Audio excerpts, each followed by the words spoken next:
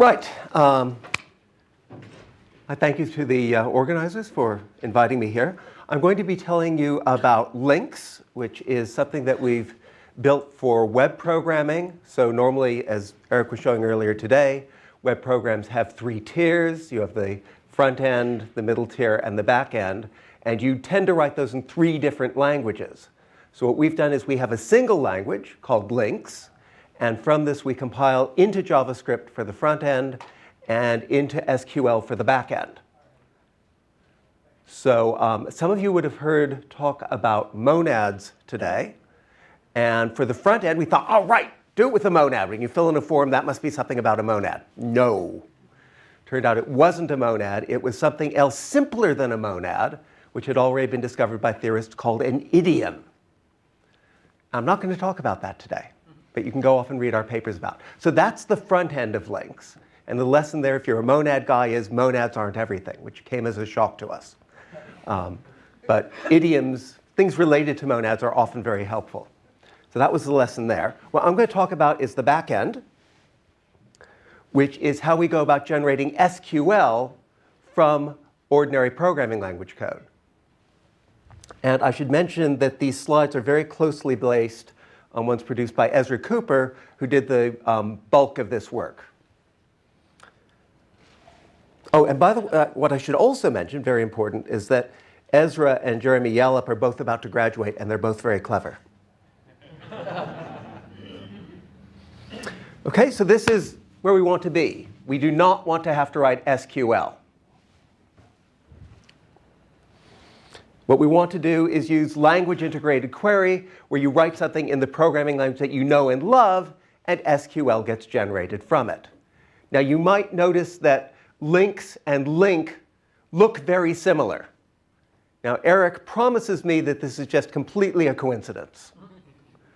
But in fact, it was sort of weird for us because the links research project, which said, right, we're going to generate SQL from the programming language and use this for web programming, came out at just the time that LINQ was coming out. So we got our grant, and then LINQ came out and went, oh, we succeeded already. It's already in a commercial product.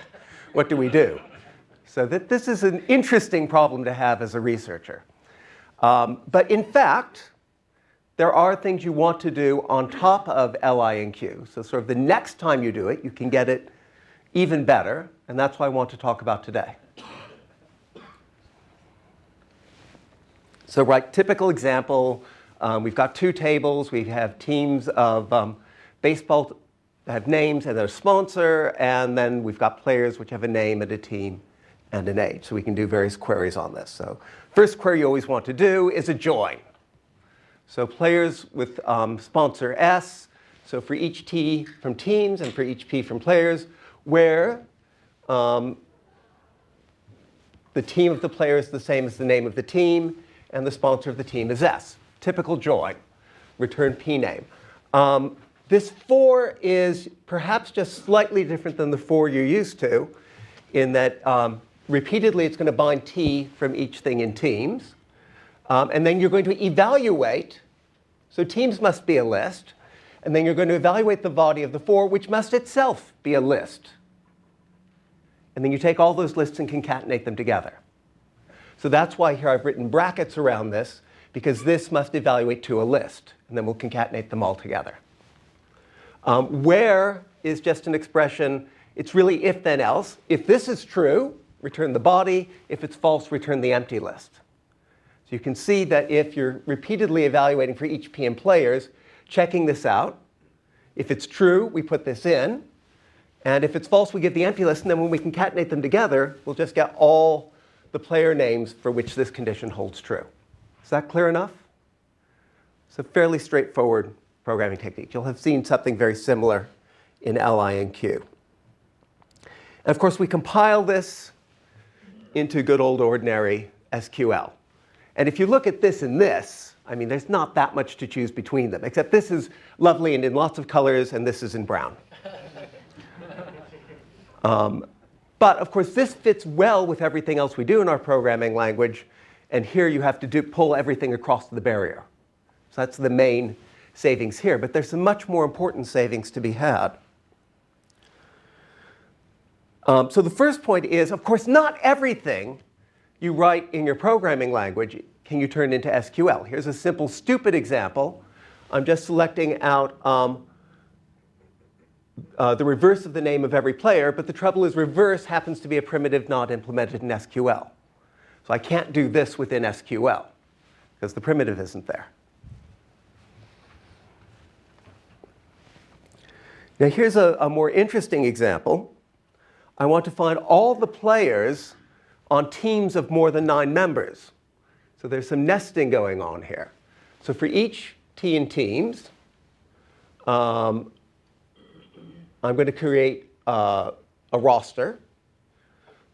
So the roster is going to be, so this is just a tuple construct. And in fact, I'm constructing a 1 tuple where the field is named roster. So here we do our little loop for each P from players where the team of the player is this given team name, return the P. So we just select out all the players on the given team.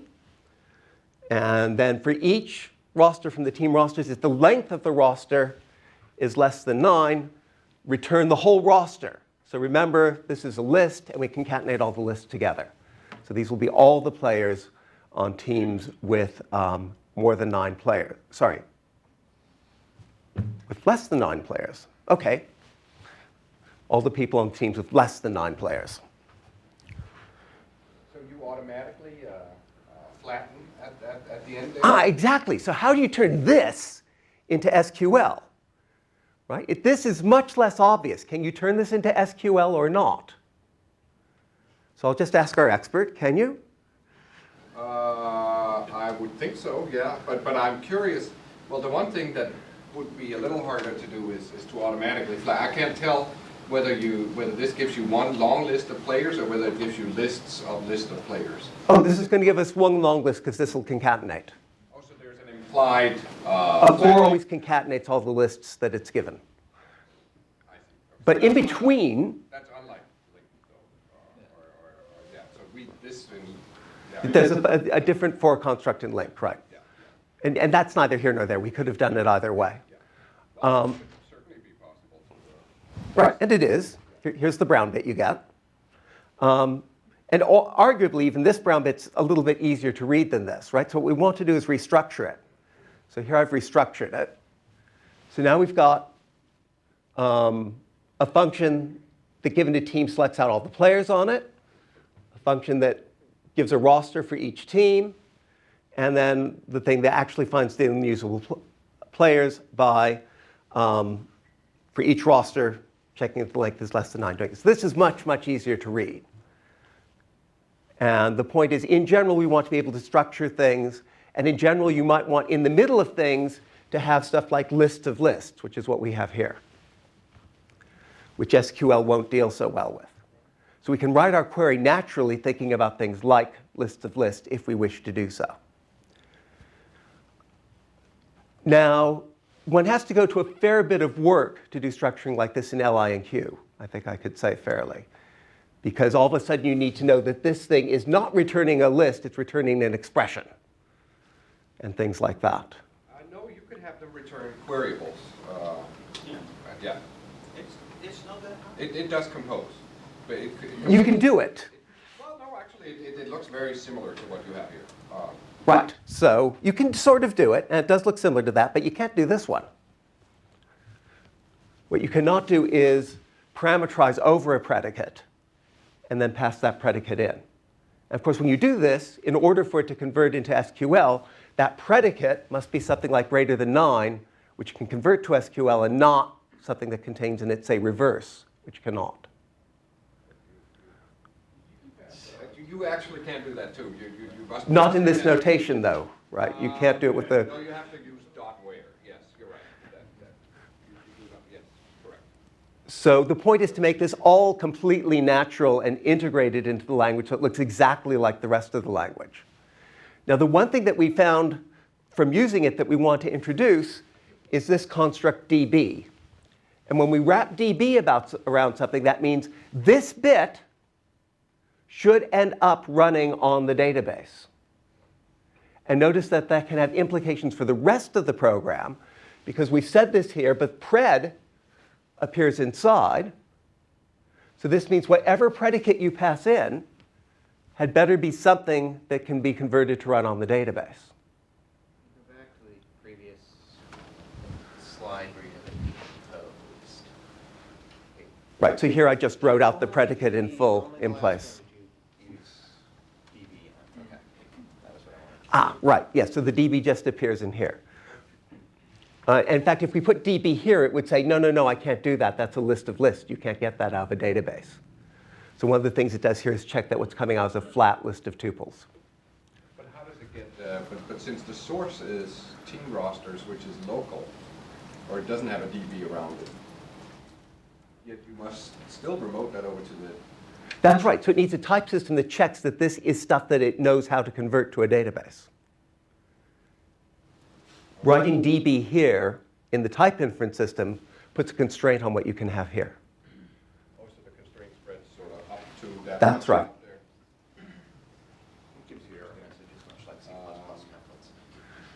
Okay, so would you actually compile two different copies of the team rosters function if you used it outside of a DB context and inside one? That's correct.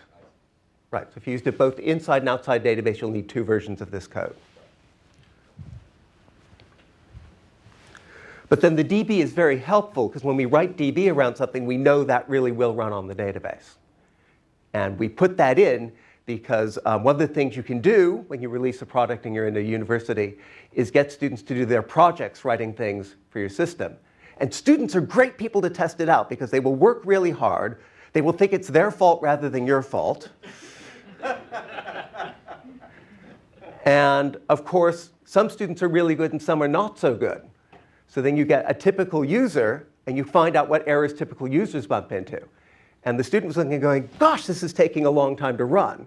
Why? Oh, it's because it's generating several queries there, not one. That's odd. I thought it should generate one. And from this, so this revealed two things. One, there was a bug in our thing that was doing the compiling. But two, it's very helpful to be able to say, I expect this to run on one.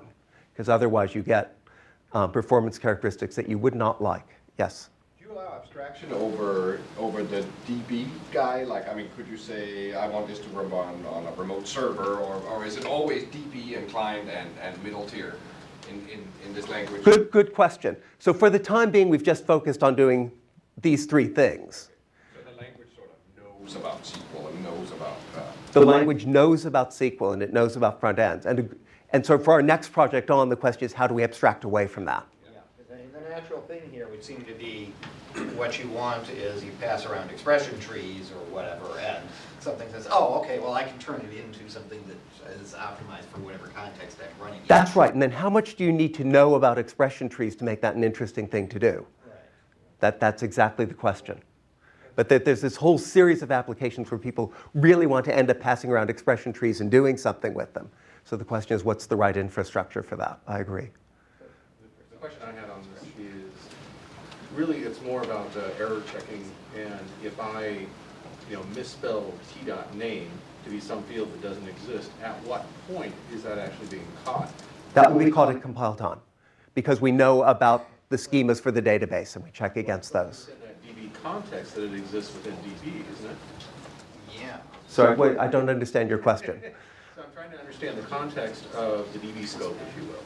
So, Well, when we write here, I haven't shown you how teams is defined, but the point where we define teams, we link it to the table in the database, and at that point you would check the schema for the database.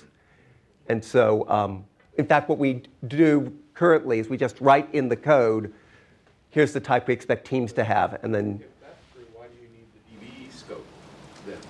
what DB says, oh, well, this tells us teams is coming from the database, but we're doing lots of computations on top of that. We want those computations to happen in the database, not in our code. That's what the DB is for. Right, this would say run over all the teams. Right, you might want to be running over only a few of them because you've got a where clause somewhere. So it's more about a matter of run locally versus send your processing over here. That's right. So DB says we guarantee that all this gets offloaded to the database that can do it efficiently. But I put team rosters, the whole definition inside a DB, meaning I don't ever expect to run it locally. Oh, it doesn't matter. Do you need to say you don't expect to run it locally? What you need to say is, I expect this to run well on the database. That's what we let you say. We don't bother to say, oh, and I don't expect it to run locally, because that's neither here nor there. Local is less restrictive strictly than the database. Yes? So it could run locally, but This is allowed to run locally if it wants to.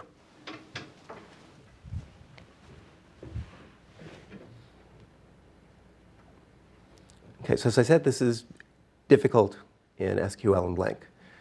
Okay, there's our source language. I'm not going to go through this in any great detail, except to show you that it has about 12 constructs. So every time I show you something, there'll be about 12 things. And you'll be pleased to know this time in the afternoon I'm not going to show you all 12 of them. But the slides that Edinburgh produced have all 12 of them on. So things get a bit long, that's why. But we'll just focus on a couple of them. So we're just going to look at two things. How much time do I have left? 10 minutes. We're going to look at just one thing. Okay? Which is how I go about normalizing these things so that they will actually run in SQL. And the nice thing is that it's all pretty straightforward. Okay? You can just say things like, so how many people here are familiar with lambda expressions?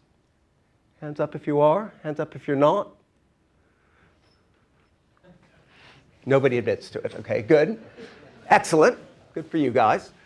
So this says if you've got a function applied to an argument, just substitute the argument in the body of the function. Surprise, surprise. If you have a record, labels L, fields bound to expressions M, select out the ith label. Well, that's just the ith expression, and so on. This says if you're drawing from a list of length 1, then you can just do the substitution. We'll see other rules for unions later. Okay, so all those are fairly straightforward. And then we've got a bunch of rules for, where's the for union rule? Let me show you that one first. There it is. So this isn't too surprising. So I said if we had a for from a unit thing, we just substituted. So if we have a for from a union, these are bag unions. I've been saying list, but I should technically say bag, because bags is what SQL deals with. So that's a list where we don't care about the ordering. So for x from M1 bag union M2, and then do body M, N, well, that's just the same as saying for x from M1, do body N, and for x from M2, do N, and then union them together. So that should be clear. We can push unions down in that way. Similarly, if you've got for x from N, and you're doing union on the body, we can again do this. And here we're depending crucially on the fact that it's a bag, because this is actually reordering things. And then we can do nice things like, let's see, there's something on, okay, well, if we've got if B then M union else empty, then of course this breaks up to one on B, for M and one for N and union them together. And this tells us, oh, we want to try to get our if-then-elses into this form. So there's another rule somewhere that I skipped over. There it is. No. There it is. So there's another rule up here that says if you've got if B then M else N, well, you can change that to if B then M else empty, union, if not B, then N else empty. So then we've got all our if then elses in the right form that looks like a where, which helps to go to SQL. And then you can push these through for loops in an obvious way. And for those who know about monads, you'll know that this is the monad law that says if you have a for nested inside a for, you can push it around the other way. This is called the associative law. So there are very few laws, and they're all pretty familiar. And it's, what, 1, 2, 3, 4, 5 pages long. Okay? And they're all simple. Right? If I'd written smaller, I could have gotten in fewer pages. That's it. That's a complete guide for your compiler writer. And the real reason I'm happy to be in front of this audience, and the main point I want to make, so I'll jump up and down, so anybody asleep will wake up. The main point I want to make is theory is good for you. Nothing is so practical as a good theory. And the reason why is that you can take your theory Write down in just 5 pages the guts of your compiler, and then use that as a guide when you actually go off to write the compiler. Right? I said I wasn't going to talk about types, and I won't. But again, just in a few pages, you can write down the typing rules. Sorry? Where did you see that? Right. See how useful theory is. Somebody just scanning the slides in the middle of a talk can spot an error very quickly. And then you can correct it. Much easier than debugging code. Thank you for making my point.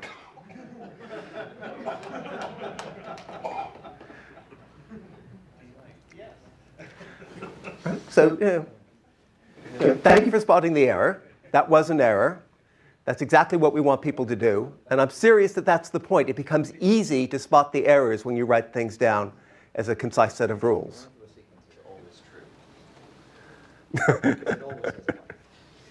Yeah, that must be it. And then once you've got things in the normal form, again, this time it just literally fits in one page. It's very easy to convert each of these things to corresponding SQL. In fact, this turned out to be obvious in retrospect. But the first time we did it, we got this wrong. So it was Ezra who had the insight that if you just put it in normal form first and then convert to SQL, it's much easier. And we were stupidly doing things the other way around. So every time we saw 4, we said, oh, that's SQL, convert to SQL, and then do the normalize. No, normalize first. And then we just get SQL out the end. There's some very tricky high tech in there, by the way, because I gave you all these reduction rules, but one question you might want to ask quite reasonably is, well, wait a minute, you're taking some bodies and substituting them in. How do I know this won't go on forever? How do I know that this always terminates? But Ezra did a proof that that process really always terminates using standard techniques that come from the theory. So the conclusion is, you can write queries in an ordinary programming language. This allows you to deal with things that SQL won't, right? You can go places that SQL won't go, like nested data structures, abstracting over predicates. And you can tell statically whether the thing will actually go into efficient SQL or not. We're not actually the first people to have done this. This was first done a long time ago by people at the University of Pennsylvania. Well, they were at the University of Pennsylvania. Most of them are now at the University of Edinburgh and my colleagues. But a system called Kleisli that was used in bioinformatics. Of course, it's been done in Lynx and LINQ. And there's another group now at Tübingen, Torben Grust and his students, who are working on a system called Fairy, which works very similarly to what I showed you here, except they go intermediately through an algebra. So that makes things more complicated, and I think we can avoid it. But they handle many more constructs than we do. And they figured out how to generalize this to work over lists rather than just bags. So I think Fairy is very much worth paying attention to in terms of extending what you can do in terms of how powerful a language you can compile into a database. And I'll stop there. Thank you very much.